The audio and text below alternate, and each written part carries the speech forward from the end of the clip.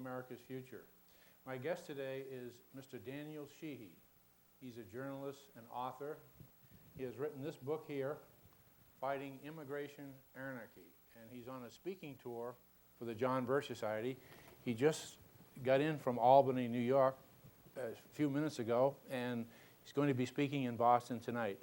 Welcome to Manchester, New Hampshire, Mr. Sheehy. Thank you. It's great to be here. It feels Good. like America. Yeah. I live in Los Angeles, and it's wonderful to be out here. That's good. So you're enjoying our fall foliage?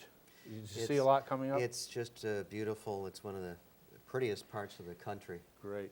Well, let's start off, and let me ask you, where do you live and what is it like out there? We're going to be talking about immigration, and so go ahead and tell us a little bit about. Yeah.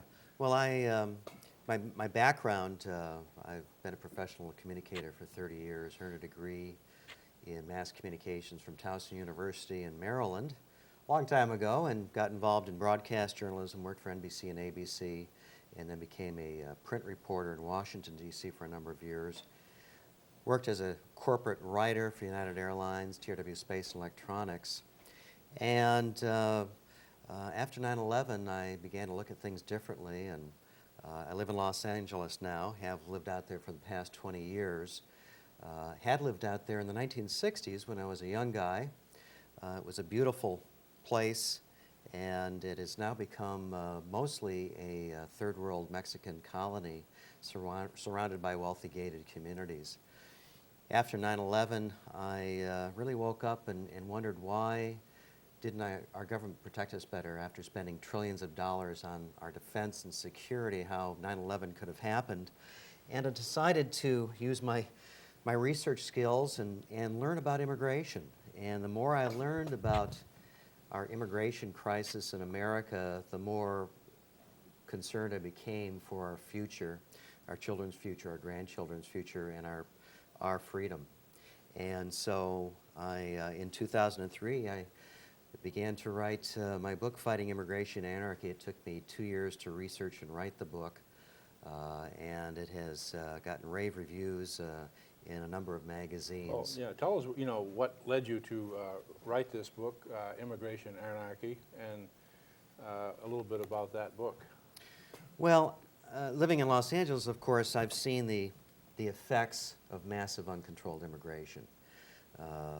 Where I lived in the 1960s, San Fernando Valley, it was a wonderful, mostly middle-class community. We didn't have to lock our car doors or our home.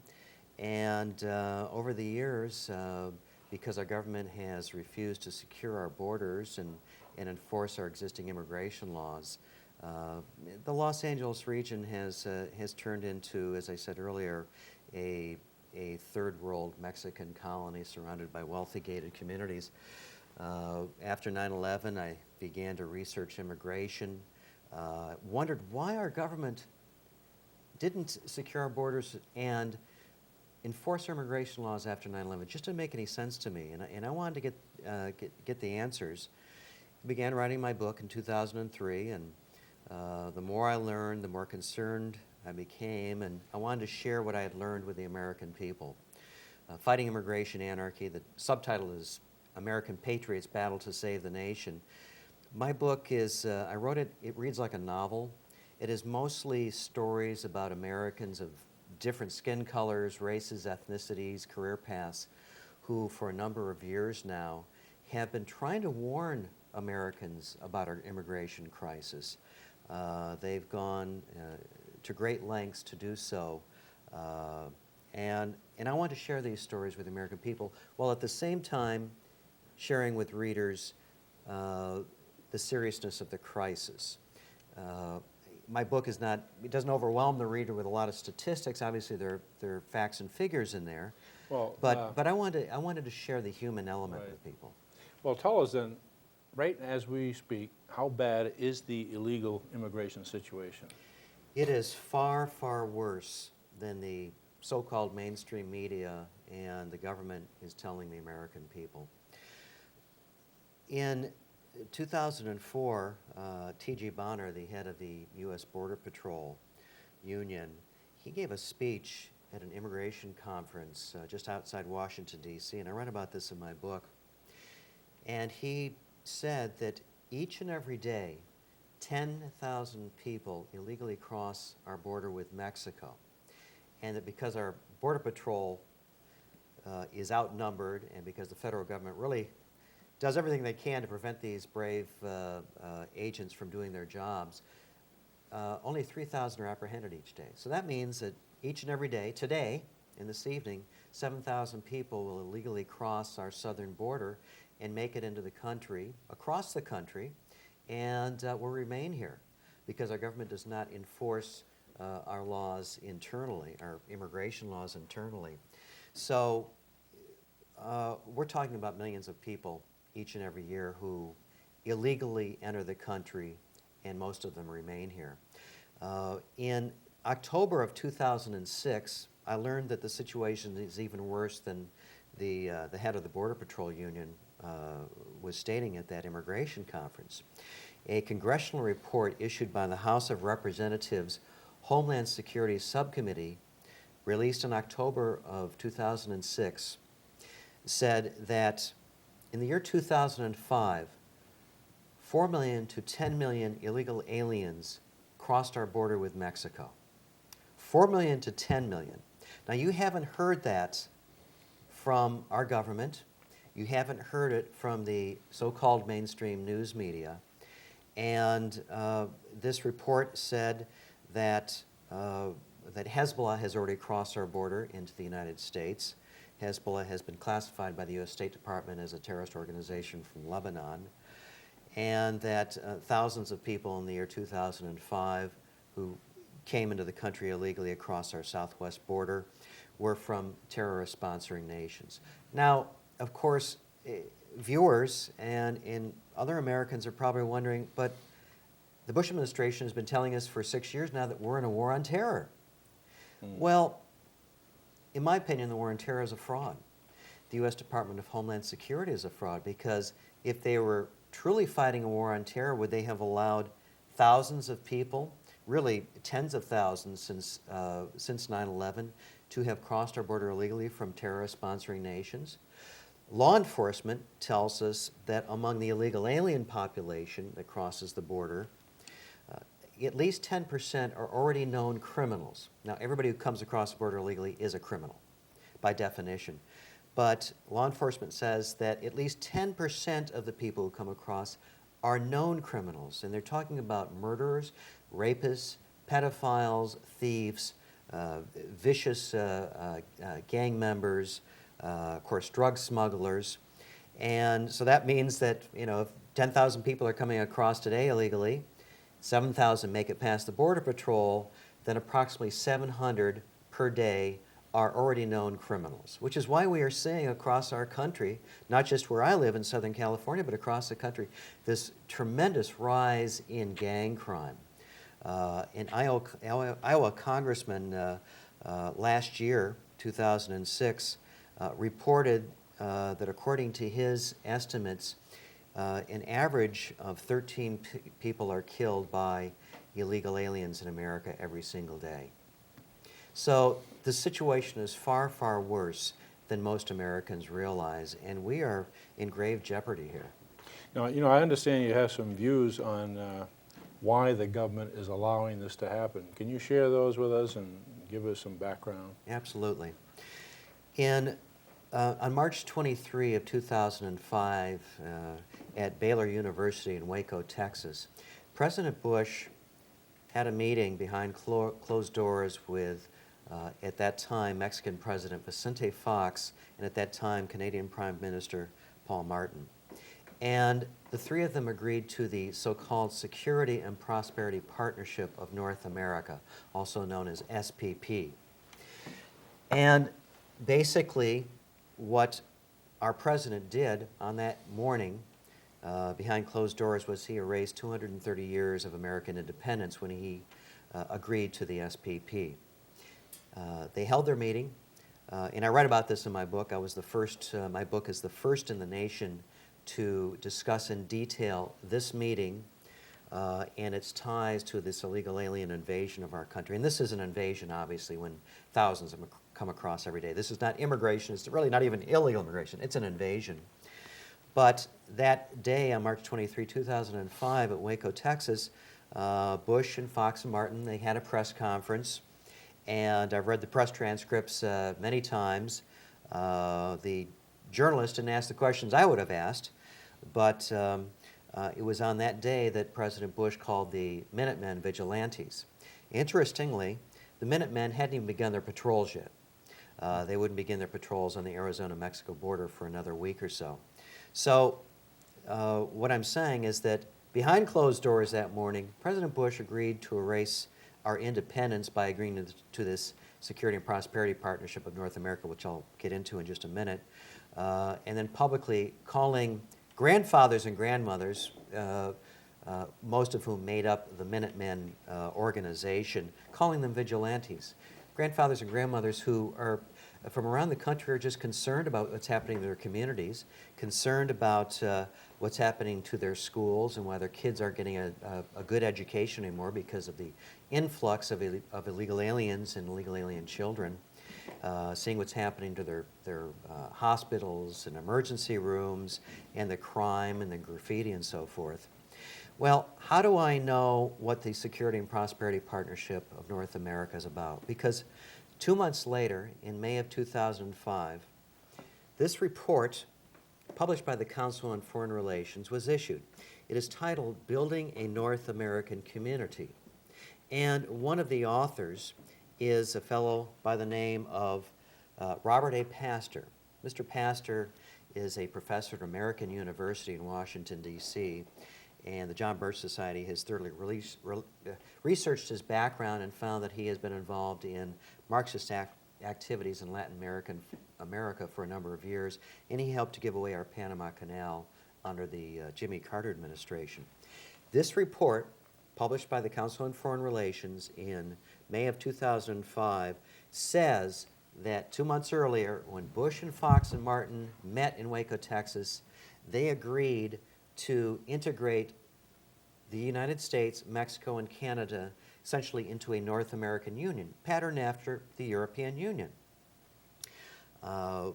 This report talks about how we will be giving away our Social Security Trust Fund money to Mexican illegal aliens. It talks about how we will eventually be educating Mexicans in U.S. colleges.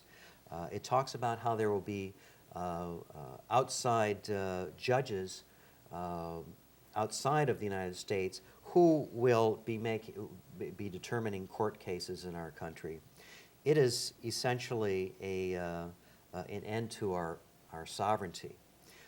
This report also, and is that available? This is available. I purchased it a couple of years ago, just going on the internet. You can Google it, Building a North American Community. It doesn't cost much. It's less than $20, I believe. And read for yourself. But hopefully you'll get my book, because my book explains what's going on. It excerpts many of the important passages from this report. And 2005 was a very important year in this merger of the United States, Mexico, and Canada. It was the year that the Central American Free Trade Agreement was passed by the U.S. Senate and the House of Representatives and then signed into law by President Bush. It was also the year that the U.S. Supreme Court, in the summer of 2005, issued its eminent domain ruling, which angered many Americans of different political stripes across the country. And this eminent domain ruling will make it possible for the government to take away our land so that they can build their NAFTA superhighway. This North American, the NAFTA is the North American Free Trade Agreement signed into law by President Clinton in 1993. This NAFTA superhighway is a key component of the North American Union. Is there a picture of that in here, in this magazine? I think there may be. If you flip through that, you might find it. So many important actions were taken in 2005 that really were not shared by the so-called mainstream media with the American people. I call it so-called mainstream media because essentially it's really a corporate media cartel with just 5 or 6 giant multinational corporations run by billionaires running most of the media outlets in America, about 80% by my estimate. Everything from movies to book publishing, radio, television, newspapers, and magazines. And the Council on Foreign Relations also plays an integral role in controlling the mass media in this country, which is why we're not getting the truth, which is why I'm sharing it with the people and why I wrote my book.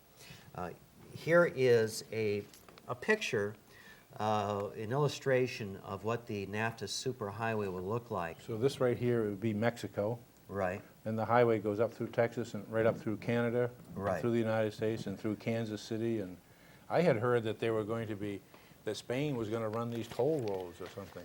Yeah, Spain is involved in it. Wow. And what's going to happen is, and what is happening is here, it's the destruction of the middle class in America. A socialist world government, which is where this is leading eventually, cannot be achieved if America has a healthy, strong, vibrant middle class.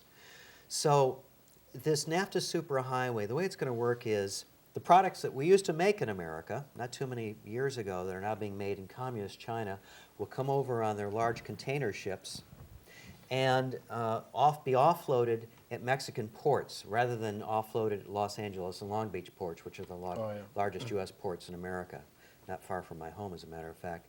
Offloaded to Mexico, onto trains and trucks, brought up through the NAFTA superhighway, across into the heartland of America and then out to Canada.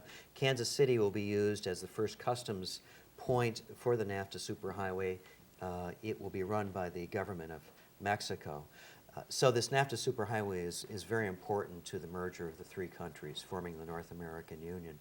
Here is the Security and Prosperity Partnership of North America Report to Leaders 2006.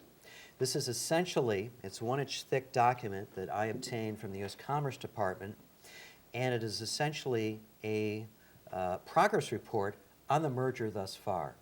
And if you look at the table of contents, it shows that our government and the shadow government behind closed doors are integrating the U.S., Mexico, and Canada, everything from energy to health care to law enforcement, and of course, the key component of this is open borders, or really essentially erased borders. So there'll be free movement of labor, so that tens of millions of additional Mexicans and people from other countries can enter our country. Of course, the wages will drop dramatically as they've been dropping for many years. Americans of all different skin colors, races, and ethnicities will continue to lose their jobs, see their wages drop because of this massive influx of labor. Well, this shows 3 flags. Right. United States, Mexico, and Canada. Do you think they're planning on integrating South America too after that? Yes, I do. The plan calls for, this is why in 2005 I said that the Congress and President agreed to and signed the Central American Free Trade Agreement. First we had the North American Free Trade Agreement, which was Mexico, the U.S., and Canada. Now the Central American Free Trade Agreement. So eventually they will bring Central America into this North American Union, and then the rest of then South America, so that there is a Western Hemispheric, eventually a Western Hemispheric government. Now, I understand President Bush was in Montebello, Quebec, not too long ago, but you didn't hear anything about it in the news. Very little. I'm glad you brought that up. Tell us about that meeting. Yeah, that was August 20th and 21st of this year, 2007. And as a matter of fact, this was the 3rd annual SPP Summit, the 3rd annual Security and Prosperity Partnership of North America Summit. They met in Montebello at a very heavily guarded chateau. The American media was not allowed to attend the meeting, or there was a press conference, but nothing was really said at the press conference. And interestingly, on the first day of the meeting, August 20th, a Monday, I was invited to speak at the National Press Club in Washington, D.C. on this very subject, to talk about the illegal alien invasion and the real scheme behind it, which is the merger of the countries and the North American Union. There'll be a North American Union government. So I spoke at the National Press Club for 1 hour. 25 concerned Americans came to hear my talk. This was in the National Press Club building, just off Pennsylvania Avenue, between the White House and Capitol.